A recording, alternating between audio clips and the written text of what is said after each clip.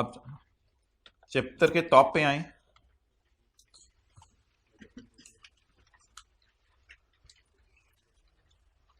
Section 56।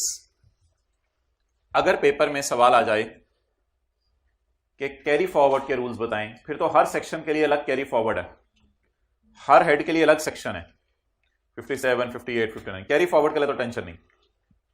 मसला तब आता है जब थ्योरी का सवाल है सेट ऑफ के लिए। तो अगर सेट ऑफ करने हो दो बुरे लॉसेस, तो उनमें तो सेट ऑफ का तस्वुर ही नहीं।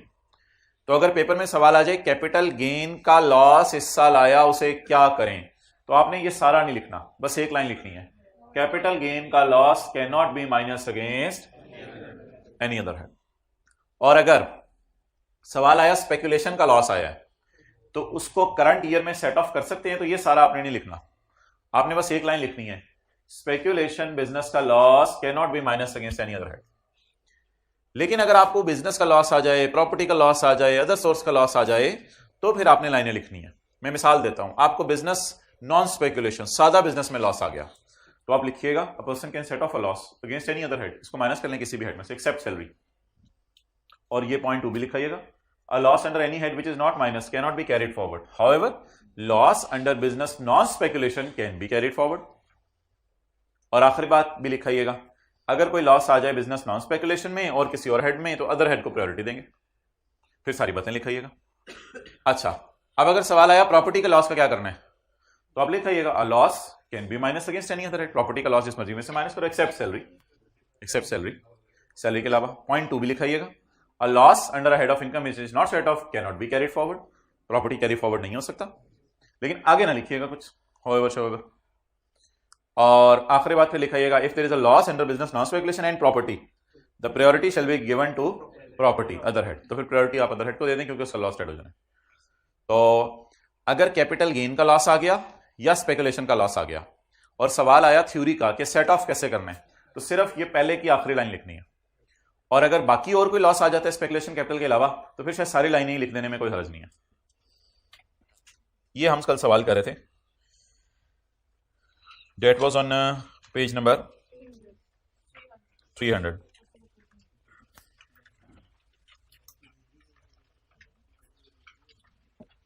हमारा रह गया था इनकम फ्रॉम बिजनेस, और इनकम फ्रॉम बिजनेस से मुराद नॉन स्पेकुलेशन होगा। अच्छा जी, इसमें सेट ऑफ कैरी फॉरवर्ड में तो सेक्शन 57 हो जाएगा, 57। हाँ, पूरा 5 नंबर एंड पे डिप्शन वाली बातें देखो स्किप करनी है, शॉर्ट फॉर्म में डिप्शन वाली बातें में लिख देना, लेकिन अब क्या करें 5 नंबर है, लिख दो, कोई नहीं मसला। अच्छा, और कैरी फॉरवर्ड में सेक्शन 56 का 1 except last line, last line की जरूरत नहीं है क्योंकि लास्ट लाइन तो आपने स्पेकुलेशन के लिए लिखनी होती है ना, या कैपिटल लॉस के लिए। 2 भी लिखाइएगा, इसको कैरी फॉरवर्ड करो, और 3 में लिखाइएगा प्रायोरिटी किसको देनी है। तो अब 1, 2, 3 तीनों लिखाइएगा, लेकिन 1 की आखिरी लाइन जरूरी नहीं है।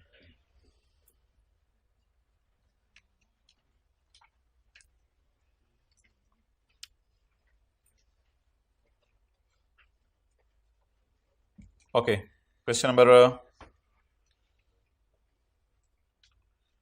10, explain the term foreign losses. Foreign losses को एक्सप्लेन करें, तो वो टर्म का मतलब ये है where foreign expenses exceed the foreign income, it is called as foreign loss. जो पॉइंट 2 में लिखा हुआ था, state the provisions relating to set off and carry forward of losses. इसमें शाखा एक लाइन लिखाइएगा, there is no concept of set off in foreign losses, और फिर आगे सारा वही, however foreign loss shall be carried forward, आगे सारा पॉइंट 2, 3, 4 सारे लिखाइएगा, कोई मसला नहीं।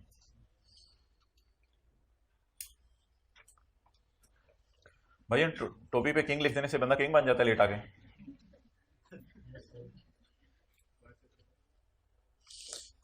ओके, क्वेश्चन नंबर 8,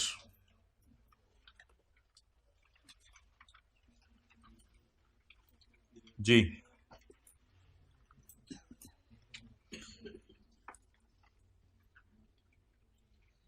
पढ़ लिया? ओके, तो बताएं जी, कैरी फॉरवर्ड बिजनेस वाला 57, क्योंकि बिजनेस को हम नॉन स्पेकुलेशन एज्यूम करेंगे, साथ साथ बातें भी हो जाएंगी। और ये सेक्शन 59। अच्छा जी, कैपिटल गेन में सेक्शन 56 के 1 की लास्ट लाइन काफ़ी है। कैपिटल गेन का लॉस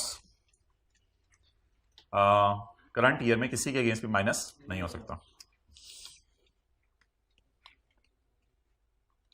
56 का 1 2 3, लेकिन एक्सेप्ट लास्ट लाइन।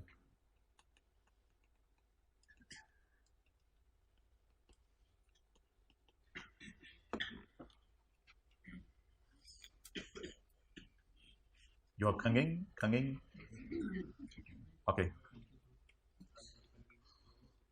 अब जी जब क्लास खत्म होने में 40 मिनट रह जाएं तो फिर आपने मुझे बता देना। हमने क्वेश्चन 11 करना है आज पास पेपर का, इसको फिर आधे घंटे में इंशाल्लाह कर लेंगे। चैप्टर 3 निकालें।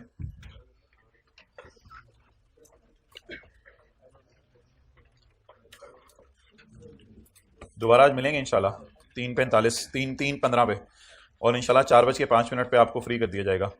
अब वो जो ब्रेक होती है वो भी नहीं होगी आज। पेज नंबर 20 निकाल लें।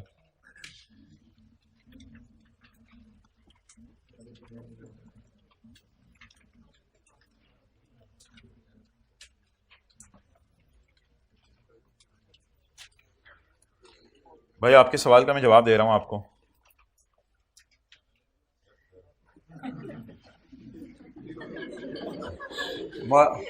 छोड़े परे जिसने सवाल नहीं सुना।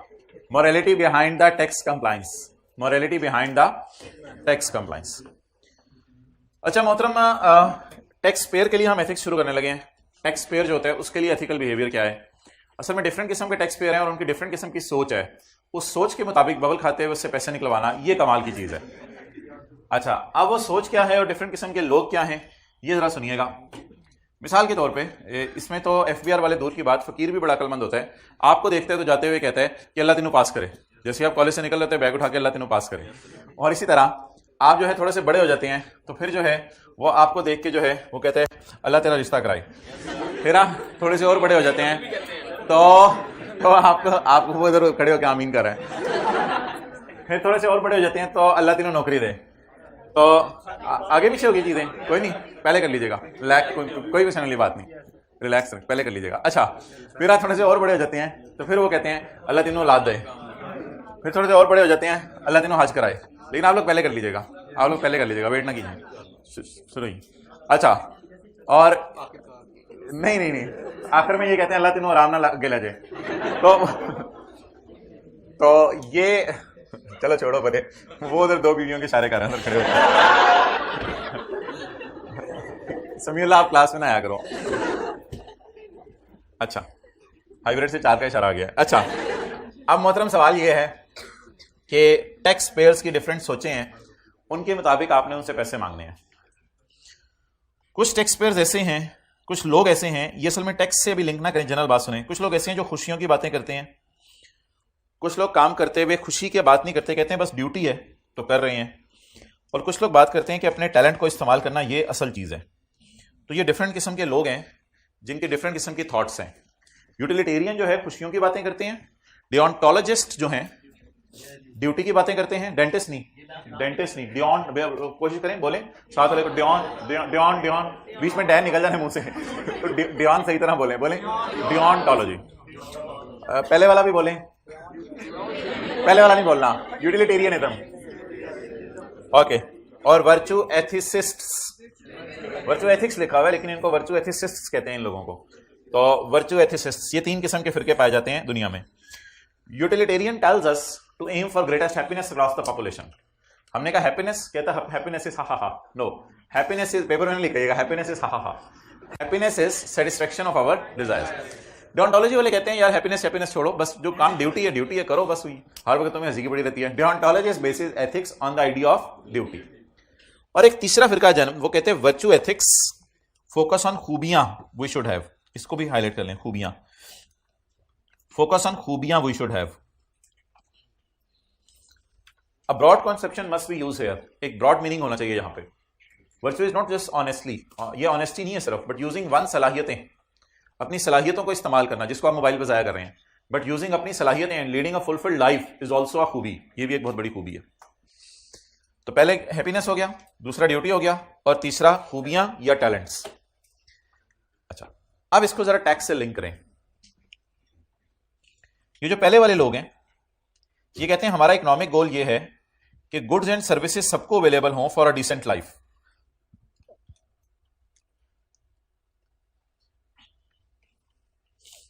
आपका इशारे पे रुकना, इसका कंप्लाइंस लेवल हाई है या लो है? लो है। कुछ लोग कह रहे हैं हाई है, कुछ लो है। बस समझ आ गई बात आपको।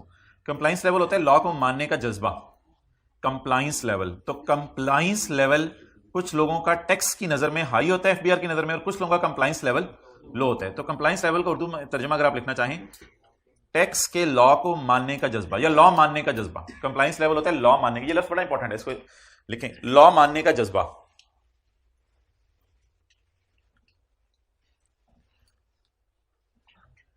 लॉ को मानने का जज्बा। यूटिलिटेरियन फिरके का लॉ को मानने का जज्बा बहुत अच्छा है। क्यों? क्योंकि इन लोगों का ख्याल है कि रिसोर्सेज आम लोगों को चाहिए और ये टैक्स खुशी से देंगे, क्योंकि टैक्स जब देंगे तो हुकूमत गरीबों में वो तकसीम करेगी चीजें जिससे लोग खुश होंगे। तो यूटिलिटेरियन का लॉ को मानने का जज्बा ज्यादा होगा। Compliance level will be better, ये जरूर आपने लिख के आना है। इसके लॉ को मानने का जज्बा बहुत बेटर होगा। Compliance level will be better. Okay. Deontologist, ये लोग कहते हैं जी टैक्स देना इसलिए जरूरी है कि आप सड़कें इस्तेमाल कर रहे हैं, आप पब्लिक हॉस्पिटल्स इस्तेमाल कर रहे हैं, आप ट्रेनें इस्तेमाल कर रहे हैं, ये सारी गवर्नमेंट फैसिलिटीज दी हुई हैं, आप इसको इस्तेमाल कर रहे हैं। कोई रेलवे लाइनें नहीं बिछी हुई थी, हुकूमत ने पूरी पूरी रेलवे लाइनें आपको बिछा के दे दी। तो इतने बड़े जाल नेटवर्क मोटरवेज, ये सारी चीजें आप कर रहे हैं, बस आप टैक्स दें, बात खत्म। ये तो हमारी ड्यूटी है। Deontologist approach lay down duties. There is a duty of individual to pay for the social resources provide by government. The one who uses a public hospital और public road should pay for it. So this process it is obligation to pay for use of public facilities. Virtue ethicist फरमाते हैं, इनको सलाहियतों की बात करेंगे कि आपको अपनी सलाहियतें इस्तेमाल करनी चाहिए। फाइनेंशियल इंसेंटिव का मतलब लिखें पैसे।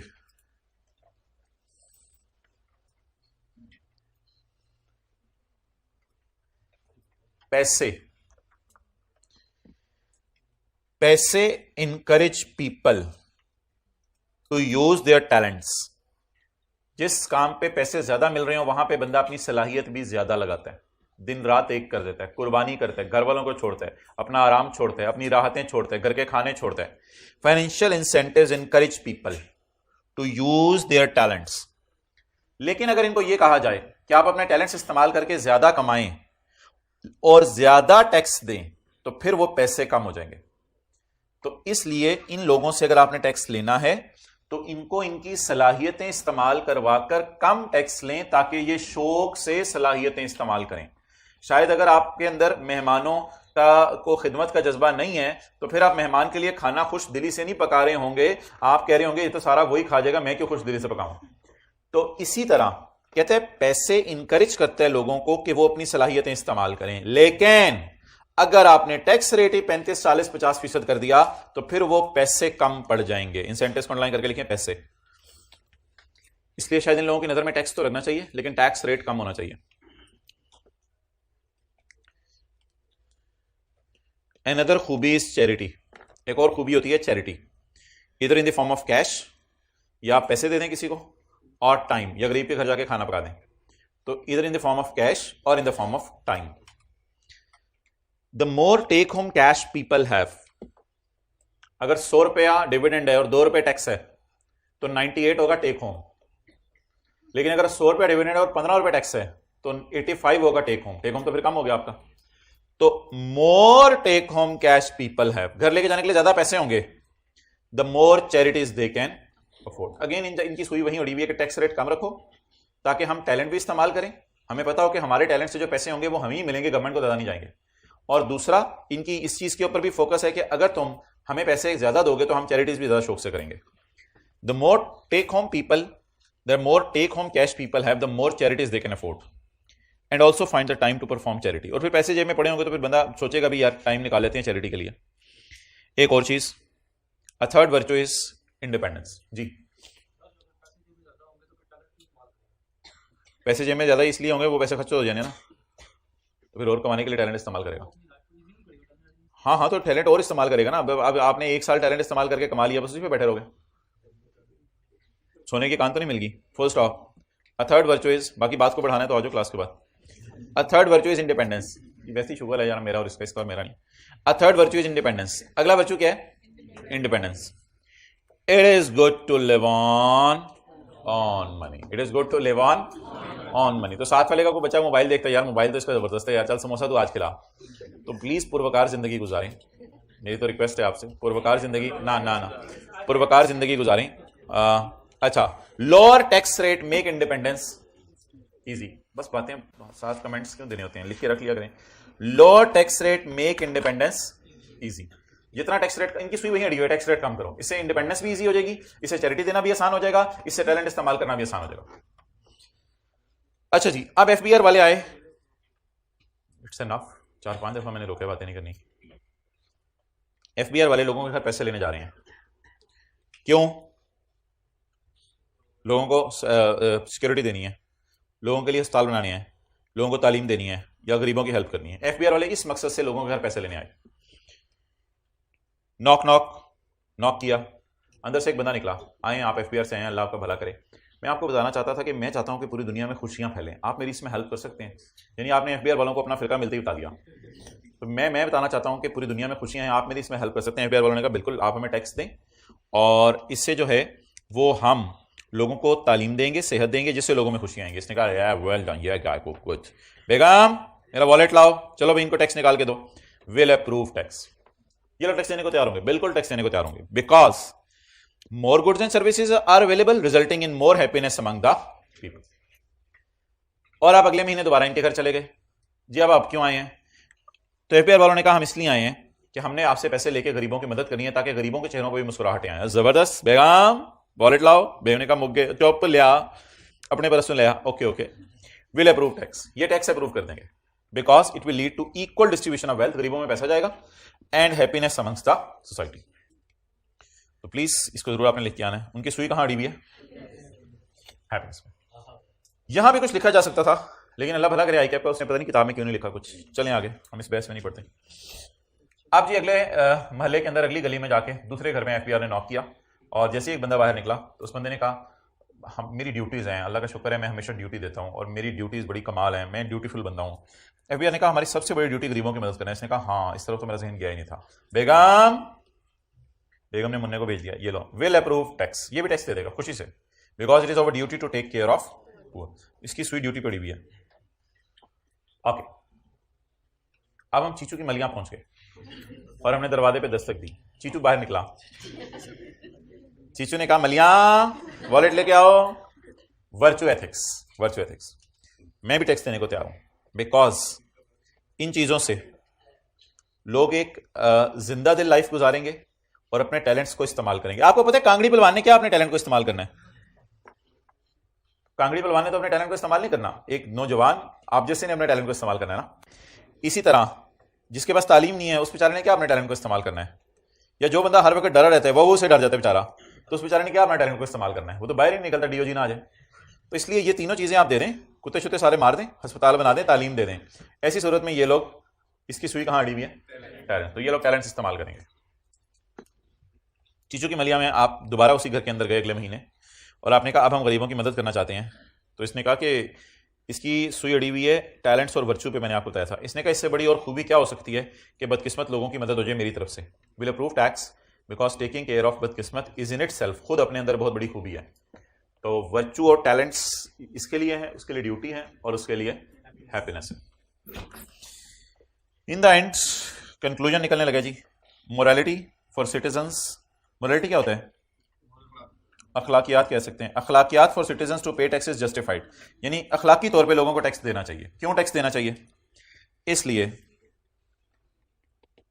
कि गवर्नमेंट इससे सबको प्रॉपर इंफ्रास्ट्रक्चर देगी और गवर्नमेंट इससे सबको लेवल प्लेइंग फील्ड देगी, सबको बराबर तालीम देगी, जिससे पता चलेगा कौन कितना होनहार है। ये जेल रोड है, ये नहर है, यहां पे एक इशारा है, इधर मैकडॉनल्ड्स है, इधर केएफसी है, इधर है पीआईसी, तो इधर पीआईसी है। इधर अपने रेस कोर्स छोड़ो, क्या आप देखेंगे मार्च में जाके सैर करेंगे। तो इधर से आप आ रहे हो ना, तो इधर एक सर्विस लेन है, ऐसे होके ऐसे आप सर्विस लेन में जा सकते हैं। ये शायद आप लोगों ने तजर्बा किया हो ठीक है, कितने लोगों ने देखा हुआ है, हाथ खड़ा कर दें। तो अब आप आ रहे थे और आके जो है वो आपने इशारा देखा आगे लाल हुआ हुआ था, तो आपने ऐसे करके ना चाचू के घर जाना नहीं, मामू के घर नहीं, फूफो के घर चलो। तो आप निकल गए, बाकी लोग इशारे पे खड़े हैं, आप निकल गए, लेकिन आप सर्विस लेन में होकर निकले, आप सर्विस लेन में होकर निकले, मेन लेन में नहीं, थोड़ा सा इधर कर लें, आप सर्विस लेन में होकर निकले। तो it is called as avoidance, it is called as avoidance. Law के अंदर रहते हुए अपना टैक्स सेव करना, लॉ के अंदर रहते हुए अपना टैक्स सेव करना। अक्सर लोग होते हैं, आप देखते हैं दूर से इशारा देखते हैं, सर्विस लेन में डाल लेते हैं, तो लॉ के अंदर रहते हुए टैक्स अवॉइड करना। लेकिन कोई ऐसे भी होते हैं, तो ये अवॉइडेंस नहीं है, इसको कहते हैं इवेजन। इसे क्या कहते हैं? इवेजन। तो अवॉइडेंस अलाउड है और इवेजन तो जुर्म है। अवॉइडेंस अलाउड है, इवेजन जुर्म है। अब अवॉइडेंस की मिसालें दी जा सकती हैं कई। मिसाल के तौर पर एक बंदा 180 डेज रुक के जल्दी जल्दी काम समेट के पाकिस्तान से चला गया, क्योंकि उसको पता था कि अगर 183 डेज रुक गया तो उसको पाकिस्तान और फॉरेन इनकम दोनों पे टैक्स देना पड़ेगा। अब आप इसको पकड़ नहीं सकते कि यार तुमने ऐसा क्यों किया। द रीजन इज के लॉ के अंदर रहते हुए उसने ऐसा किया, तब आप उसको पकड़ नहीं सकते। It is called as avoidance, और उसने बिल्कुल सही किया। दो बंदे हैं, वो यूपी के तौर पे भी कारोबार शुरू कर सकते हैं, जिसमें 0 से 6 लाख कमाएंगे तो कोई टैक्स नहीं देना पड़ेगा, और वो कंपनी के तौर पे भी कारोबार शुरू कर सकते हैं, जिसमें 1 रुपया भी कमाएंगे तो 29% टैक्स देना पड़ेगा, क्योंकि कंपनी से लिए टैक्स रेट 29% है। तो जो बंदा लॉ के अंदर रहते हुए अपने आप को बचाए, that is called as tax avoidance. आप ऐसी जगह पे अपना बिजनेस शुरू कर दें जहां पे हुकूमत ने टैक्स नहीं लगाया हुआ, जैसे स्पोर्ट्स के आइटम अक्सर बाहर के मुल्कों में एक्सपोर्ट होते हैं, तो आप ये काम शुरू कर दें। अब अगर ये सारे काम आप कर रहे हैं तो ये लॉ के अंदर रहते हुए अपने आप को सेव करना है। इसे टैक्स प्लानिंग भी कहते हैं, अवॉइडेंस भी कहते हैं। पहले मैं ये नीचे वाली लाइन पढ़ाऊं दोनों, फिर ये ऊपर वाला पढ़ता हूं। Tax avoidance is the legal use of law, ये लीगल यूज है लॉ का, टू वन्स ओन एडवांटेज, अपनी जात के लिए, कोई मसला ही नहीं, to reduce the amount of tax. For example, ये आपकी मर्जी है कि आप बिजनेस स्टार्ट करें पार्टनरशिप के तौर पर, या और पार्टनरशिप का टैक्स रेट कम है पाकिस्तान में कंपनी से। Another example is starting business in a tax free zone, Sialkot में और किसी इलाके में जहां पे चीजें एक्सपोर्ट होती हैं, वहां बिजनेस खोलने अपना। लेकिन tax evasion is an illegal practice where individuals, AOPs and companies unlawfully avoid the payment of tax. In tax evasion taxpayer जानते बूझते हुए छुपाता है, कंसील होता है छुपाना, the true fact, it is punishable under the law. For example, income छुपाना, मिसक्लासिफाई करना, गलत खर्चे माइनस करना और गलत टैक्स क्रेडिट लेना, ये सारी चीजें और इवेजन। चंद सालों से टैक्स बचाना अवामुन नास का एक बहुत बड़ा मौजूए बहस बना हुआ है कि लोग कहते हैं टैक्स बचाना चाहिए, मारना नहीं, बचाना चाहिए।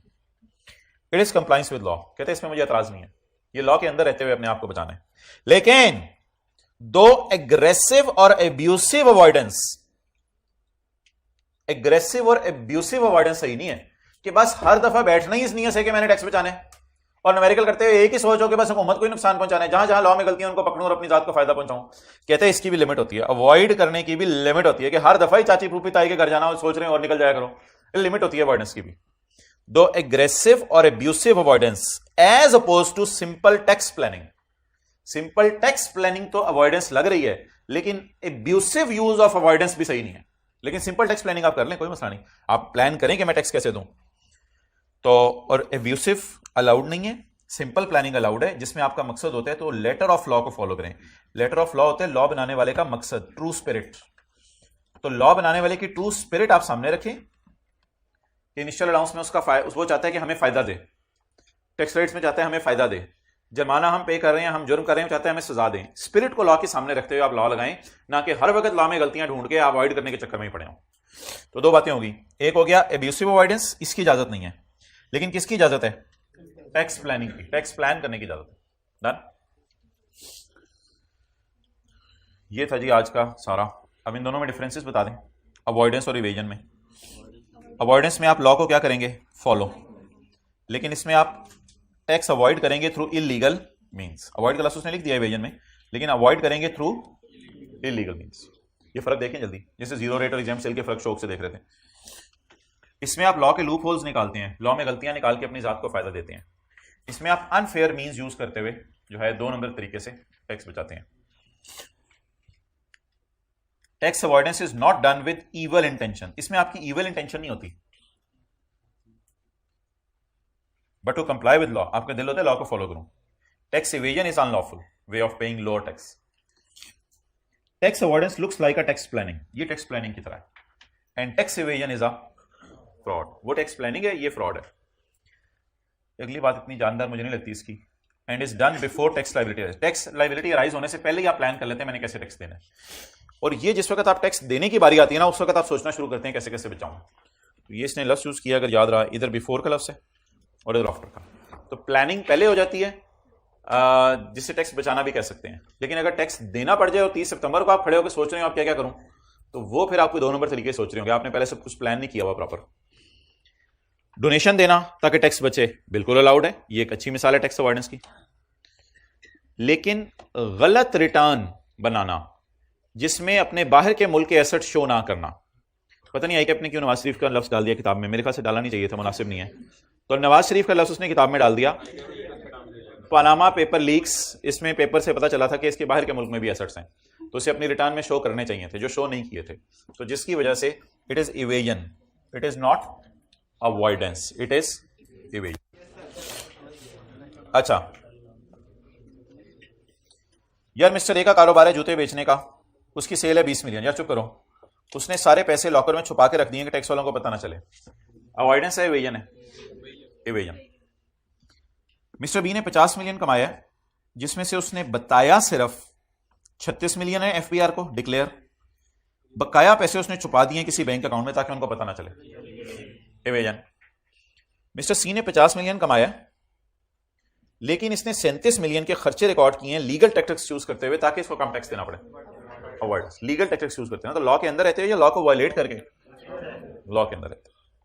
अब इस सारी डिस्कशन के बाद हम दोबारा वापस आने लगे हैं उन 3 अप्रोचेस की तरफ। इसमें तरतीब थोड़ी आगे पीछे है, ऊपर यूटिलिटेरियन लिखा हुआ है, फिर आखिर वाला ये है, और दरमियान वाला डिओंटोलॉजी। अब एक सवाल है सिर्फ कि ये तीनों लोग टैक्स अवॉइडेंस पसंद करते हैं या नहीं, क्योंकि इवेजन की डिस्कशन अब मैं नहीं करूंगा। इन तीनों के लिए इवेजन तो नॉट अलाउड है। अवॉइडेंस में क्योंकि आपको पता है थोड़ा सा ग्रे एरिया अवॉइड करते करते अब्यूसिव अवॉइडेंस भी शुरू हो जाती है।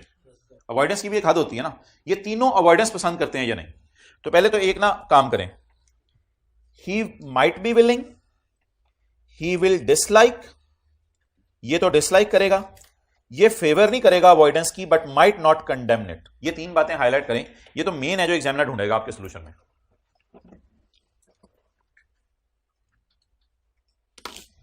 चलें जी, इनको बॉटम से पढ़ना शुरू करते हैं, बॉटम से पढ़ना शुरू करते हैं। अ डिओंटोलॉजिस्ट, जो ड्यूटीज वाला था मेरे ख्याल से, डी डिओंटोलॉजिस्ट डी ड्यूटी सेम हो गया। ड्यूटी वाला कहता है कि मेरे ख्याल से टैक्स बचाना नहीं चाहिए, बस जो बनता है हुकूमत को दे दो। ऐसे ही लॉ को बार बार पढ़ना मुनासिब नहीं है, but might not condemn it, लेकिन शायद इसको बुरा भी नहीं कहेगा कि हमने क्या मतलब, तुम तो दोनों बातें कर रहे हो। कहते हैं असल में मेरा एक आर्ग्यूमेंट है कि ये आपकी ड्यूटी है टैक्स देना, फिर बचाना नहीं बचाना, कहते हैं ये बहस ही नहीं मेरा बस काम है ड्यूटी है टैक्स देना, बस बचाना नहीं बचाने की बहस मेरे से ना करो, बट टैक्स देना चाहिए। अच्छा, ऊपर वाला क्या कहता है? कहता है मैं तो नापसंद करता हूं अवॉइडेंस को। हमने कहा तू क्यों नापसंद करता है अवॉइडेंस को? कहता है मुझे नहीं पसंद टैक्स बचाना। हमने कहा क्यों? टैक्स तो बचना अच्छी बात है। कहता है it is not ethical to exploit the rules knowing that one is exploiting it for oneself. ये शायद एब्यूसिव अवॉइडेंस की बात करना चाह रहा है। कह रहे हैं मुझे बड़ा अजीब सा लग रहा है कि लॉ को बार बार पढ़ के मैं इस नियत से पढ़ूं कि उसको मेरी जात को इससे फायदा हो। कहते हैं ये मुझे बार बार लॉ को खोल के पढ़ना इस नियत से कि मेरी जात को फायदा हो, ये तो मुझे अच्छा नहीं लग रहा। इसलिए मैं तो क्लियरली एक वर्डिक्ट दे रहा हूं, I do not like tax avoidance. मुझे टैक्स अवॉइडेंस पसंद नहीं है। अब पहले वाला, खुशियों वाला, are utilitarian concern with the aggregate खुशियां might be willing for tax avoidance. ये तैयार होगा टैक्स बचाने के लिए। अगर टैक्स बचेगा तो wealth is kept in private sector, wealth लोगों के पास रहेगी, means it will not go to government, और इससे भी खुशियां आएंगी लोगों में। प्राइवेट सेक्टर यानी लोगों के पास पैसे रहेंगे, इससे भी खुशियां आएंगी। इसमें थोड़ी सी ना इसकी सोच आप देखें गिर गई है, नीचे चली गई है। पहले ये खुशियों की बातें कर रहा था ओवरऑल, लेकिन इसमें अभी अपनी जात की खुशियां भी ले आया बीच में। और थोड़ा सा ऊपर से पढ़ेंगे ना मिला के, आपको ये कॉन्ट्राडिक्टरी लगेगा, लेकिन बस आई के अपने लिख दिया किताब में, बस काफी, हमें अब ज्यादा बहस करने की जरूरत नहीं इस पे। इस लाइन से आपको लग रहा है ये बंदा थोड़ा सा सेल्फिश हो गया है। A utilitarian might be willing for tax avoidance. अगर टैक्स बचेगा तो पैसा प्राइवेट सेक्टर के पास रहेगा, ये भी कितनी बड़ी खुशी की बात है। ये पहली बात इसने की। यहां पे आप डैश लगा दें क्योंकि अगली बात बिल्कुल अलग है। एक डायग्राम मैं आपके सामने शेयर करूं। पाकिस्तान में एक अपर क्लास है, एक मिडिल क्लास है। लोअर क्लास ने तो टैक्स ही नहीं देना, 0 से 6 लाख वाले ने। अपर क्लास टैक्स एक्सपर्ट्स को हायर कर सकती है ज्यादा फीस देके। मिडिल क्लास अवाम आम लोग can not hire tax experts. ये लोग टैक्स एक्सपर्ट्स को हायर नहीं कर सकते क्योंकि बहुत महंगे मिलते हैं। अपर क्लास टैक्स सेव कर लेती है, इस तरह अवॉइड कर लेती है। मिडिल क्लास बेचारी टैक्स सेव नहीं कर पाती। इससे अपर क्लास बर्डन फील करती है? नहीं, इसके ऊपर कोई बर्डन नहीं पड़ता, इतना बर्डन नहीं पड़ता टैक्स का। और पिछती कौन सी क्लास है? यस, बर्डन पड़ता है, इन पे बर्डन पड़ता है, इन पे बर्डन पड़ जाते हैं, इन पे बर्डन नहीं पड़ता। अब कहते हैं दो तराजू लो, बल्कि सॉरी तराजू तो एक ही होता है, उसके पल्ले दो होते हैं, क्या कहते हैं उसको, पार्ट कहते हैं, पता नहीं। एक तराजू लो, उसमें मिडिल क्लास को मिलने वाले गम रखो क्योंकि इन पे बेचारों पे बर्डन पड़ गए, और अपर क्लास को मिलने वाली खुशियां रखो, तो वो पलड़ा झुक जाएगा जिसमें गम है, क्योंकि मिडिल क्लास पाकिस्तान में ज्यादा है और अपर क्लास कम है। ये कहते हैं ये खुशियों का इंबैलेंस क्रिएट हो जाएगा। हमने कहा तू फिलोसोफर बनेगा बड़ा होके। तो कहते हैं मुझे सारे एनालिसिस के बाद ना मैं सोच रहा हूं कि मिडिल क्लास को गम होगा, और वो गम इतना ज्यादा होगा कि वो खुशियां जो है पलड़ा ऊपर से हो जाएगा और गमों वाला पलड़ा नीचे चला जाएगा। इससे खुशियों का क्या क्रिएट हो जाएगा? इंबैलेंस। इतनी सी बात करके आई कैप ने छोड़ दिया मसला। हालांकि आई कैप को आगे इसका सोल्यूशन देना चाहिए था। इसका सोल्यूशन मैं आपको बता देता हूं, लेकिन हमने किताब में नहीं पढ़ना इसका सोल्यूशन। इसका सोल्यूशन ये हो सकता है कि गवर्नमेंट मिडिल क्लास को ट्रेन करे, गवर्नमेंट खुद आके मिडिल क्लास को ट्रेन करे, टीवी में आके प्रोग्राम दिखाए जिसमें इसको बताए कि आपने अगर टैक्स बचाना है तो उसके क्या तरीके हैं, क्योंकि ये लोग हायर नहीं कर सकते कि इनको। तो इस बात का सोल्यूशन मौजूद है, लेकिन सोल्यूशन अनलकीली हमारी किताब में नहीं दिया हुआ, क्योंकि आई कैप की किताब में नहीं है। नोट करें, शौक से किया करें जैसे न्यूमेरिकल बन रहे। आप लोगों ने मुझे 40 मिनट पहले बताना था, अब 35 मिनट रह गए हैं। सवाल शुरू करते हैं, नोट करें। ये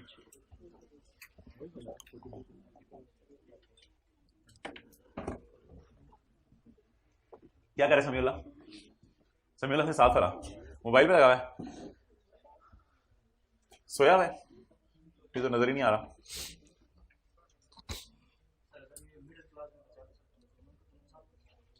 बचाना तो अलाउड है, गवर्नमेंट लॉ अगली दफा चेंज कर दे ताकि वो बचा ना सके। चलें जी,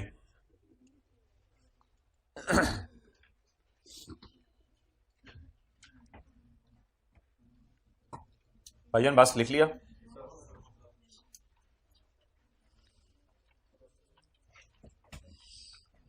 आज वो बड़े टाइम पे पहुंचे, अमेरिका शुरू होने लगा है।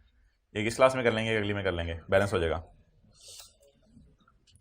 The utilitarian says that charging tax will put more burden on middle class. Burden किस पे पड़ेगा?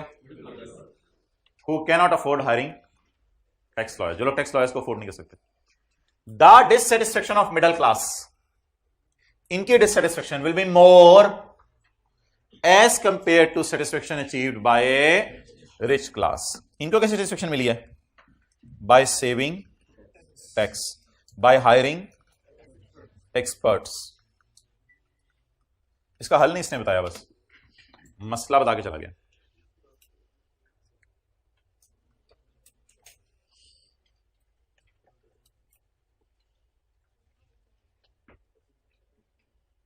अब कल इसमें से देखते हैं कि सवाल पास पेपर में किस तरह के आएंगे, लेकिन अभी तक पास पेपर में ये आया नहीं, लेकिन आ सकता है। अवॉइडेंस इवेजन तो जरूर आ जाना चाहिए पेपर में, काफ़ी अरसे से नहीं आया। और ये डब्बा भी अभी भी आएगा, अपनी किताब में डाला है, तो ये डब्बा भी आने का बहुत चांस है। अच्छा जी, मुझे बताएं, ये जो क्वेश्चन नंबर 2 है, ये क्या पूछ रहे हैं आपसे? Describe any 3 cannons of taxation which can be helpful. 3 cannons नहीं पूछ रहा मेरे भाई, 3 मेन पूछ रहा है बाबा जी वाले। तो आपने इनमें से बताने थे, क्योंकि उसने मेन पूछे हैं। एडिशनल पूछता तो फिर अगले वाला हमसे बताते। ये ना कहेगा मेरी नजर में तो मेन दूसरे हैं इसलिए मैं वो लिखाया हूं। चलें जी, पेज 299, क्वेश्चन 11। लॉसेस का न्यूमेरिकल्स करें, कल भी इंशाल्लाह एक न्यूमेरिकल होगा लॉसेस का, जैसे आज हो रहा है। Page 299, question 11।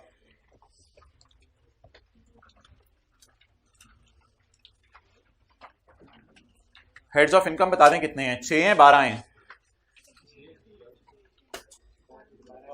Heads of income 6 हैं 12 हैं? 12। 6 पाकिस्तान और 6 फॉरेन, टोटल कितने हो गए? 12।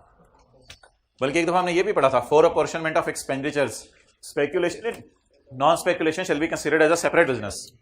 एक दफा बल्कि ये भी पढ़ा था, फॉर अपॉर्शनमेंट ऑफ खर्चे Pakistan and foreign income shall be considered as a separate head. तो ये सेपरेट है सारी चीजें। तो टोटल हेड्स कितने हो गए जी? 12। अब मैं आपसे एक सवाल पूछने लगा हूं, salary property other source capital gain business non speculation business speculation, Pakistan में और बाहर के मुल्क में। एक दुकान है मेरी कराची में और एक दुकान है मेरी गुजरांवाला में। मैं इन 12 में से कितनी इनकम्स कमा रहा हूं? एक्सेलेंट, एक इनकम कमा रहा हूं। उसका नाम क्या है? बिजनेस। कराची में मैंने शेयर बेचे और लाहौर में मैंने शेयर बेचे, कितनी इनकम्स कमा रहा हूं? एक। कौन सी? सिर्फ कैपिटल गेन। एक मेरा बिजनेस चाइना में, एक जर्मनी में है। गप मार रहा हूं, वैसे मिसाल देने के लिए बात कर रहा हूं। एक मेरा बिजनेस चाइना में, एक जर्मनी में है, एक इनकम कमा रहा हूं। Business non speculation. एक हेड है, बस एक हेड है। इसको आप दूसरा बताएं कौन सा है? दूसरा हेड बताओ कौन सा है? एक ही हेड है। टेक्स्ट तो छोड़ो, बस हेड्स पूछ रहा हूं सिर्फ कितने हैं। इस हेड का नाम क्या है? बिजनेस। यूरोप में मैंने घर किराए पे दिया हुआ है, चाइना में घर किराए पे दिया हुआ है और बांग्लादेश में घर किराए पे दिया हुआ है। अब मैं कितनी इनकम्स कमा रहा हूं? एक। Foreign source income from property. सुबह जाके मैं जर्मनी में जॉब करता हूं, दोपहर को जाके मैं चाइना में जॉब करता हूं, शाम को आके बांग्लादेश में जॉब करता हूं। टार्जन। तो एक हेड है, उस हेड का नाम इनकम। तो हेड्स याद रखिएगा 12 ही हैं। फिर इनके बाद इनके लॉसेस के रूल हैं। इनके लॉसेस के रूल आपको पता है, इसमें सेट ऑफ की इजाजत नहीं है। ये 6 के 6 कैरी फॉरवर्ड ही होते हैं और इनमें फिर वो अच्छी बुरी और पता नहीं क्या रूल 1 2 3। असलम नहीं होता था आंटी शमशाद का बेटा, बीमार है वो यार गाल। Aslam is a resident taxpayer. Resident की कौन कौन सी इनकम टैक्सेबल होती है? पाकिस्तान भी और फॉरेन भी। Who operates his business from Lahore, वो इचरे में उसकी दुकान है पिछली गली में, तो लाहौर के अंदर उसका कुल्फियों का कारोबार है।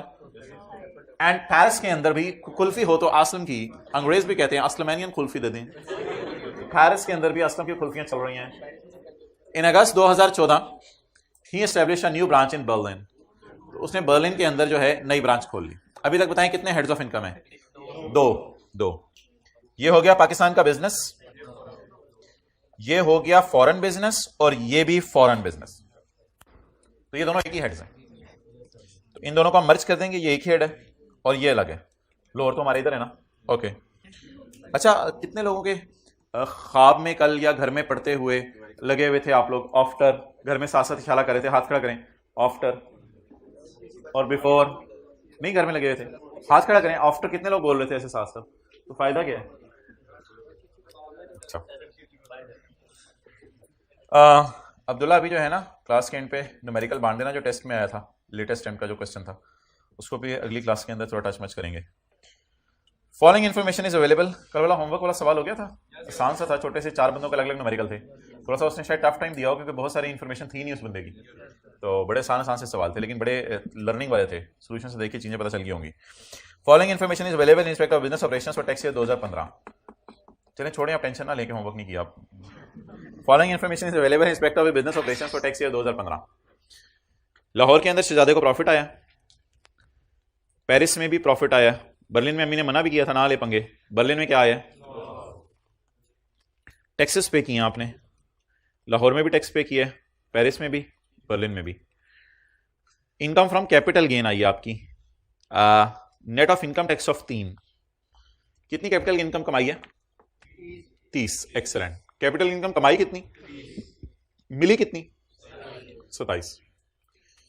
अच्छा सर आसिफ, आपको कहें कि I received salary of 80 only, salary of 80,000 only after tax deduction of 20,000।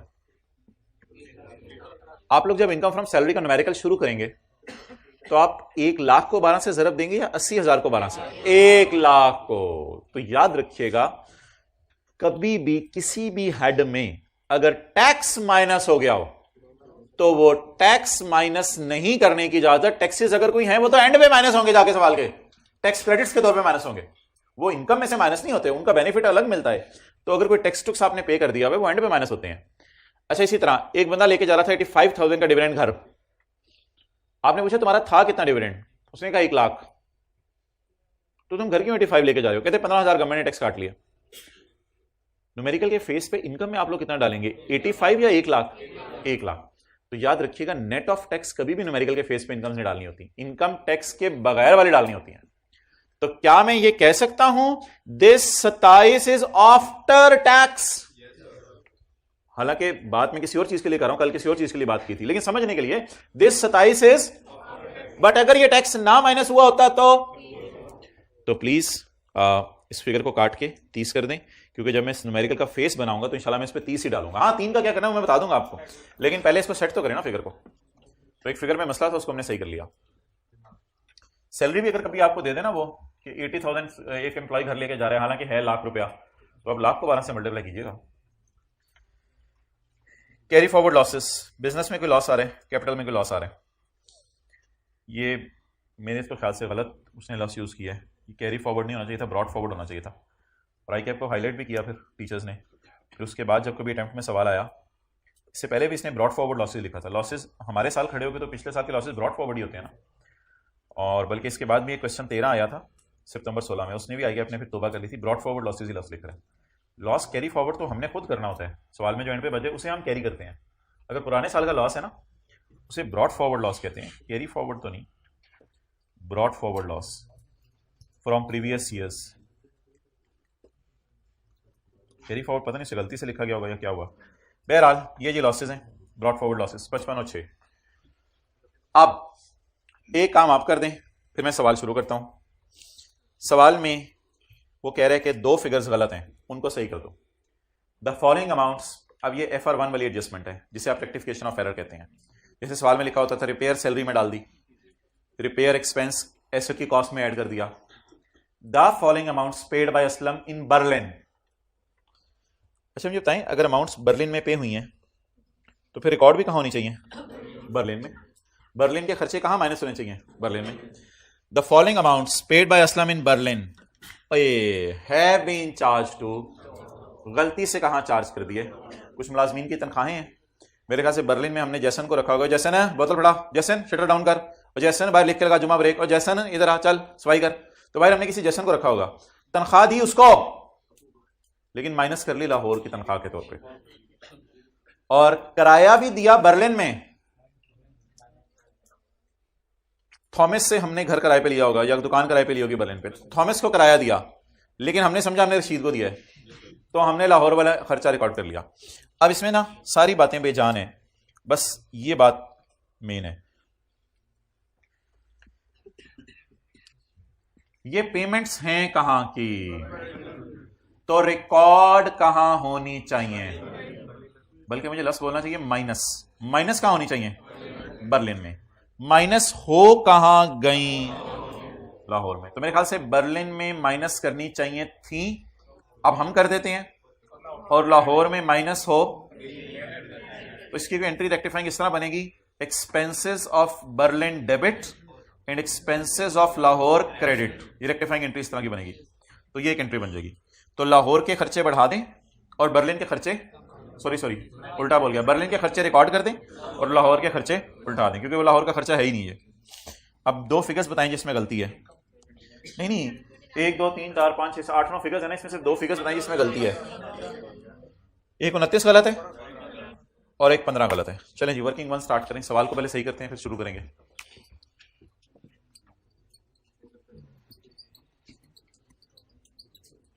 Rectification of error.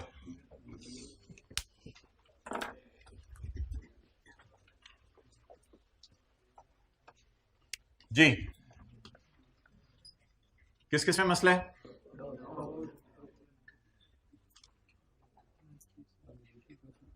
Unadjusted figures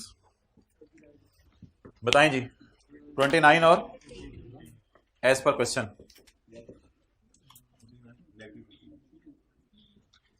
किसी टॉपिक में FR1 के टीचर ने अनएडजस्टेड फिगर्स लिख के एडजस्टमेंट्स पोस्ट करके एडजस्टेड फिगर्स निकलवाई हैं? किस टॉपिक में? कैश फ्लो में। एरर करेक्शन में करवाई होंगी शायद, पता नहीं। तो अनएडजस्टेड फिगर्स लिख के उसमें एडजस्टमेंट पोस्ट करके चलें जी। Following amounts paid by Aslam in Berlin have been recorded in Lahore. खर्चे कहां माइनस कर दिए, कहां करने थे, तो बर्लिन में कर दें। बर्लिन में खर्चे ऊपर ना देखें पॉजिटिव पड़ा जाए नेगेटिव, आपने बस सोचना है खर्चे कहां गए हैं बर्लिन के। बर्लिन में रिकॉर्ड करें 5, यहां खर्चे रिकॉर्ड कर दें, जहां यहां तक पहुंचते हुए माइनस हो चुके होंगे तो यहां उल्टा दें।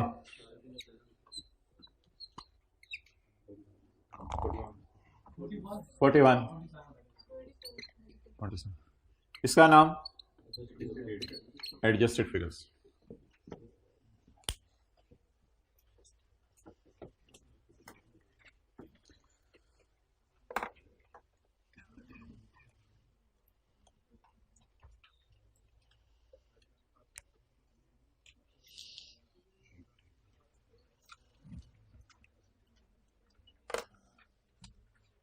ये लाइन जरा एक दफा आखिरी दफा पढ़ लें। द फॉलोइंग खर्चे पेड इन बर्लिन, तो माइनस क्या होने चाहिए, इन बर्लिन। हो कहां गए हैं, उल्टा दें। ओके, अब एक काम अगर मैं करूं, देखिएगा सारे,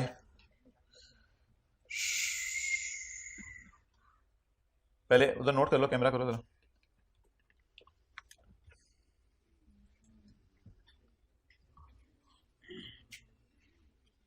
मैं सोता हूं तुम कराटे मारो।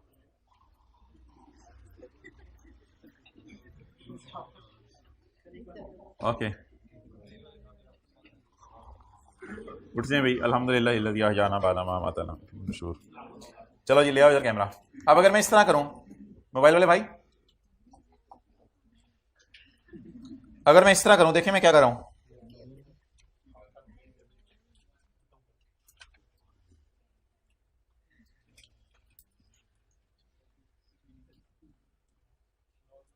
देखा नहीं आपने, अगर मैं इस तरह करूं,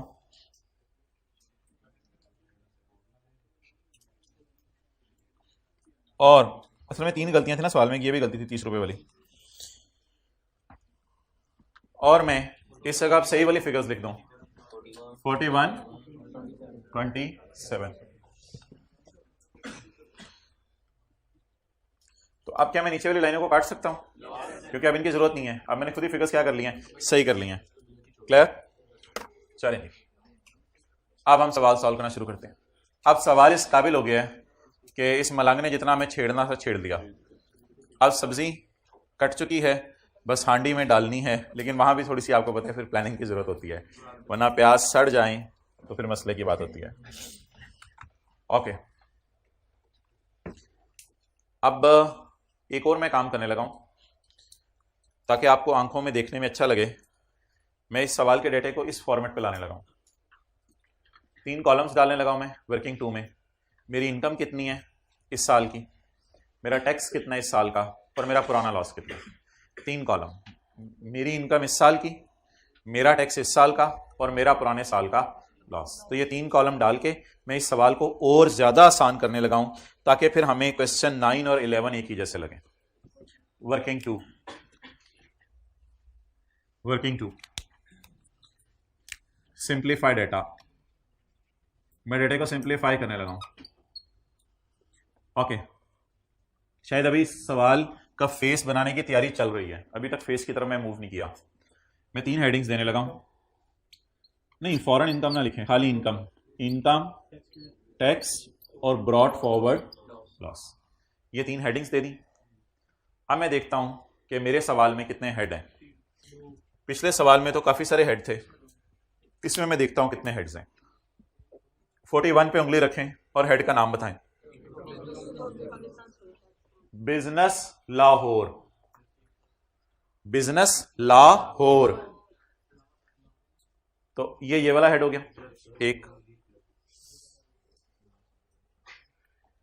इधर उंगली रखें 40 या 27 पे और बोलें बिजनेस फॉरेन। मैं भी प्रॉफिट या लॉस तो नहीं पूछ रहा आपसे, मैं तो हेड्स के नाम पूछ रहा हूं। पहले 41 पे उंगली रखें, हेड का नाम बताएं। बिजनेस पाकिस्तान। इसका नाम बताएं 40 और 27 का। बिजनेस, फॉरेन, ये दो हेड्स हो गए अभी तक। एक ये वाला हेड हो गया, इन दोनों को हम इकट्ठा कर देंगे। तीसरा हेड कैपिटल गेन पेरिस, तो इसका नाम कैपिटल गेन फॉरेन। तो there are 3 heads, Lahore, Paris Berlin और पेरिस का कैपिटल गेन। तो there are 3 heads of income. चलें जी, इनके नाम लिखें। Income from business, Pakistan source, और दूसरा income from business, income from capital gain, लेकिन कौन सी? Foreign source.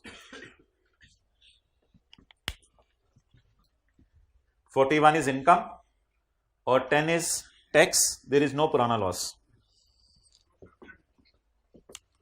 41 is income, 10 is tax, there is no purana loss.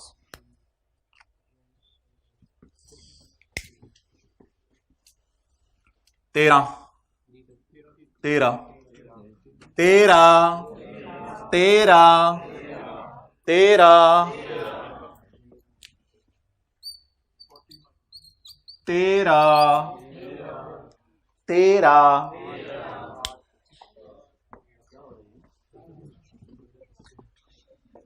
8, please try to win class. 8, 8,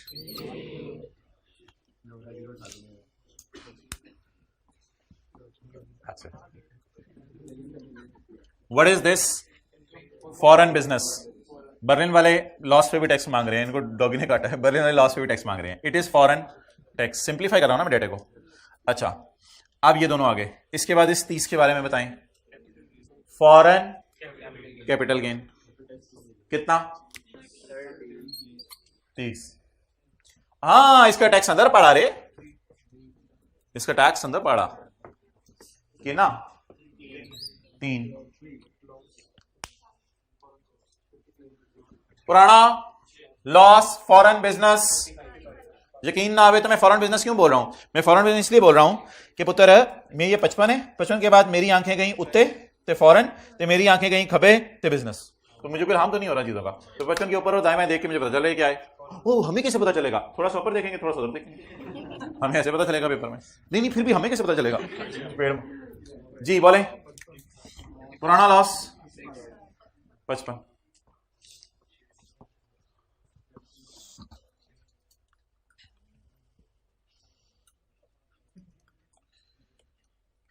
चा चा पा। आप बताइए what is 6? 6 is foreign capital loss brought forward. जी बोले। नोट करेंगे। वर्किंग 2, वर्किंग 2 में आपने चीजें वर्कआउट की हैं। हाँ, इसलिए इसका नाम वर्किंग 2 है। जी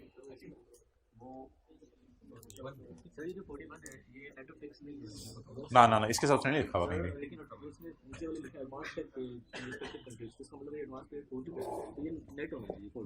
जरूरी नहीं, वो थोड़ा जब भी होगा टैक्स, जब भी होगा वो बताएगा कि नेट है। This amount is net of. नहीं, एडवांस का मतलब है कि साल खत्म होने से पहले आपने दे दिया गवर्नमेंट को। इसका मतलब ये नहीं कि आपने इसकी एंट्री भी की एक्सपेंस डेबिट कैश क्रेडिट। हमेशा जब भी कोई चीज नेट ऑफ टैक्स होगी वो बताएगा, वरना हम हमेशा ग्रॉस अज्यूम करेंगे। टैक्स पेड लिखा है, पेड का तो यही मतलब है ना कि पे हो चुका है। हाँ, तो पे होने के मतलब उसने एंट्री की होगी receivable from government debit cash credit. आपने कहाँ को लग रहा है खर्चे में डाला है? जब भी होगा खर्चों में पड़ा हुआ या कुछ इस तरह वो बताएगा, तो नहीं टेंशन लेंगे। ओके, चलें जी 1 मिनट लगाएं और इसको रिवाइज करें दोबारा।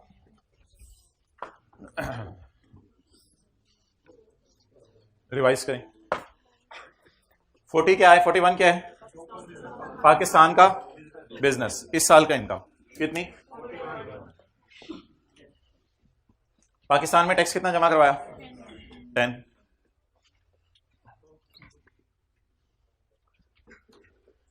बाहर के मुल्क में ये बंदे ने क्या गुल खिलाए? एक जगह 40 का गुल खिलाया, एक जगह 27 की गुली इसको खिलाई गई। तो बाहर के बिजनेस का प्रॉफिट बताएं। 13। मेरा नहीं, कॉन्सेप्ट गलत मत करें प्लीज। 13 14 माइनस 27। अच्छा जी नेक्स्ट। अब मुझे बताएं कि बाहर के मुल्क के टैक्सेस 5+3।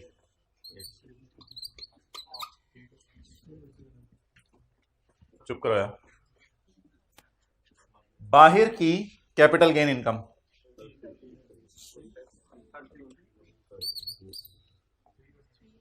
बाहर का टैक्स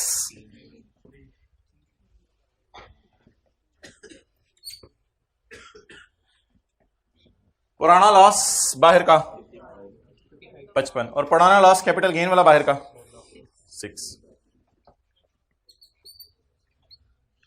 अब ये लिखें लाइक क्वेश्चन 9 बन गया। क्वेश्चन 9 की तरह डाटा बन गया सारा। अब सिर्फ सॉल्व करना है। ओके बिल्कुल टाइम ज़्यादा होने लगा। लाइक क्वेश्चन 9 बन गया। अब शुरू करते हैं जी। अच्छा 3 चीजें हो गई। नंबर 1 इनकम इस साल की, टैक्स इस साल का और पुराना लॉस। इसमें भी यही था, इनकम इस साल की, टैक्स इस साल का, पुराना loss. Okay mister Aslam and blah blah blah blah blah जी। कोई लफ्ज बोलने कहां से स्टार्ट करूं? अलिफ बा अलिफ। कौन सी इनकम? बा बा जा बैट। वापस आ जाए तो अलिफ हो गई पाकिस्तान सोर्स इनकम और बा हो गई फॉरेन सोर्स इनकम। शुरू करें जी। अब क्वेश्चन पे नहीं जाना। पाकिस्तान सोर्स कितनी जी? 41। फॉरेन लॉसेस में भाई ये रूल है कि जिस हेड का फॉरेन लॉस होगा उसके प्रॉफिट को अंदर बुला लेंगे अगर पुराने साल का लॉस हुआ। अगर फॉरेन में पुराने साल का लॉस हुआ तो उस प्रॉफिट को अंदर बुला लेंगे। तो ये तो अभी मिटाने लगा मैं, क्योंकि अब ये तो किसी काम का नहीं। और मैंने उस क्लास में इसको भी ऐसे मिटा दिया था। इसको अभी ना देखें, अभी टैक्स क्रेडिट निकालते हैं, इसको देखेंगे। अब क्या करें मुझे बताएं। 13 का कोई पुराना भाई पड़े, 13 को 30 का कोई पुराना भाई पड़े, 30 को भी बुलाएं। 13 का भाई पड़ा है, इसको अंदर बुलाएं। 30 का भाई पड़ा है, इसको। आज की भाई एक्शन खत्म, क्योंकि घर जाके आप नहीं करते। अच्छा तो 13 का भाई पड़ा है उसको अंदर बुलाएं और 30 का भाई पड़ा है उसको भी अंदर बुलाएं। हर फॉरेन इनकम को अंदर बुलाएं अगर उसका भाई पड़ा है जी। साथ साथ मोबाइल भी यूज हो जाएंगे तो अच्छा हो जाएगा, वीएन भी हो जाएगी। Income from business, income from business 13 ये हो गई करंट ईयर की। ये किस साल की होगी? करंट ईयर की। ब्रॉट फॉरवर्ड लॉस कितना जी?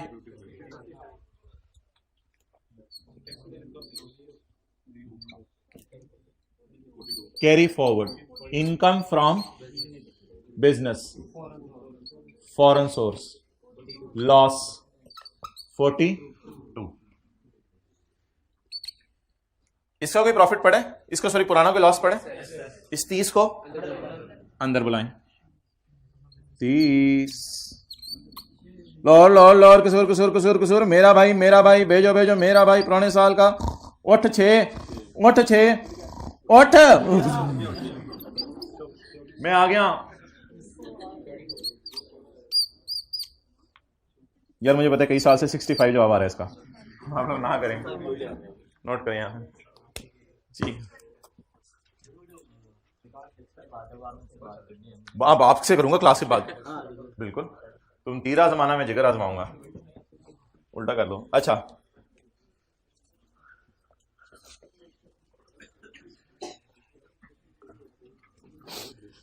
तुमने सोचा मौका अच्छा मैं जमाई ले लूं। यस सर, आगे से मादरत नहीं। Yes sir. अम्मी कहे तुमने सोचा मौका अच्छा टाइम जाया कर लूं। जी अम्मी यार हाथ हो गया। ओके अब वो टैक्स निकालें। दूसरी क्लास में 22 निकाला था, 22 1330 आंडा आंडा आंडा जमा 35% ऑफ 35% ऑफ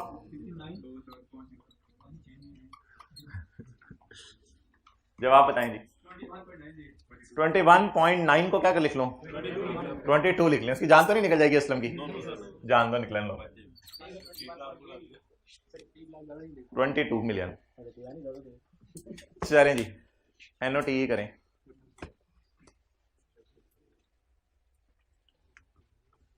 आप मुझे बता दें ये टैक्सेस खोल लूं जी, कितना है 10।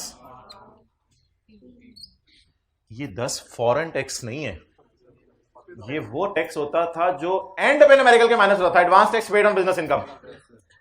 ये वो टैक्स है जो न्यूमेरिकल के एंड पे माइनस होता था, ये न्यूमेरिकल के एंड पे माइनस होता था। तो इस 10 को छोड़ें अभी। फॉरेन इनकम कितनी है ये और ये, तो फॉरेन टैक्स क्रेडिट पे कैलकुलेट कर लेते हैं। Less foreign tax credit number 1 किस पे, और बोल रहे हैं income from lower of foreign tax. बताएं जी फॉरेन टैक्स, जल्दी जल्दी जल्दी जल्दी जल्दी जल्दी जल्दी जल्दी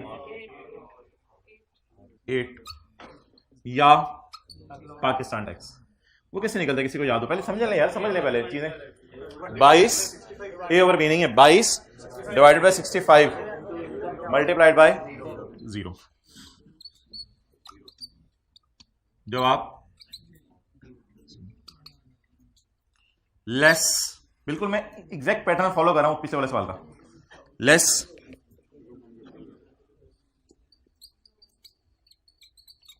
लोअर ऑफ फॉरेन। जी मोहतरम, फॉरेन टैक्स किसी बच्चे को पता हो कितना पे किया है? सवाल की तरफ मत देखो, working to foreign tax 3, Pakistan 22 divided bye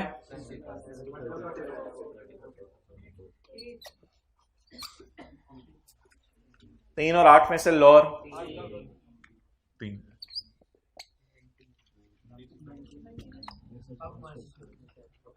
Pakistan में कहीं भी आपने जिंदगी के किसी मोड़ पे टैक्स दिया हो ना, न्यूमेरिकल के एंड पे याद रखिएगा वो माइनस करना। ये न्यूमेरिकल के फॉर्मेट भी जाके देखें, चैप्टर 19 में जो बना हुआ है उसमें advance tax paid on business सबसे एंड पे माइनस होता है। बस पाकिस्तान में कोई लोअर ऑफ का चक्कर नहीं है, पाकिस्तान में आप जो भी टैक्स पे करेंगे वो एंड पे जाके क्या हो जाएगा माइनस हो जाएगा। Less advance tax in Pakistan payable to government 9। Abdullah ensure करें तीनों क्लासों में सफे पड़े हैं जो बांटने हैं। चलें जी ठीक है, जाते रहें जिसने जाना है। ओवर।